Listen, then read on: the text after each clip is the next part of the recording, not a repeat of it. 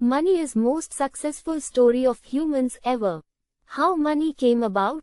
First, there was barter, a system in which people simply exchanged what they wanted with what they had. This simple trade of goods led to an immense increase in specialization, economic growth and wealth. To find each other and exchange what they had for what they needed, people formed markets. Then came the idea to weigh products in the form of gold and silver. The things were exchanged through silver and gold. This was possible because there was a shared belief that gold was as beautiful as it was scarce. Gold allowed us to replace barter and make and sell things. The ability to store value was born. Humans were able to take their earnings into the future, which led to an immense increase in innovation and specialization. Trade exploded, and as a result, a lot of wealth was created.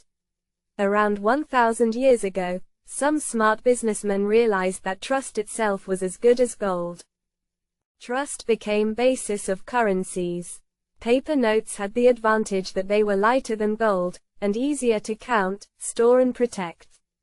Rulers and politicians then soon realized that they can issue these notes themselves and started prohibiting others to do so. To win the trust of their people, they promised to pay back every note with an equivalent amount of gold. Around 100 years ago, rulers began craving for more money than they had, and so they stopped backing it with gold, and just began printing as many notes as they needed. The so-called fiat money was born.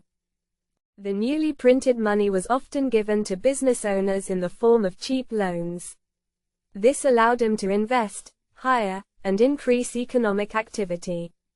Business flourishes when prices of goods go up and buying power of people go down. Incomes of poor remain flat, housing and company stocks keep rising and rising. Inflation of asset prices happens because while there is more and more money and there was still just the same limited amount of things to buy. Some started to argue that whenever governments print new money, they effectively reduce the savings of the poor and increase the prices of homes, usually owned by the rich.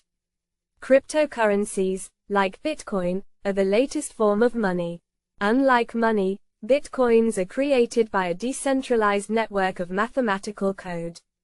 That means that they can be transferred directly from person to person. Will history end here and Bitcoin become and remain the last form of money?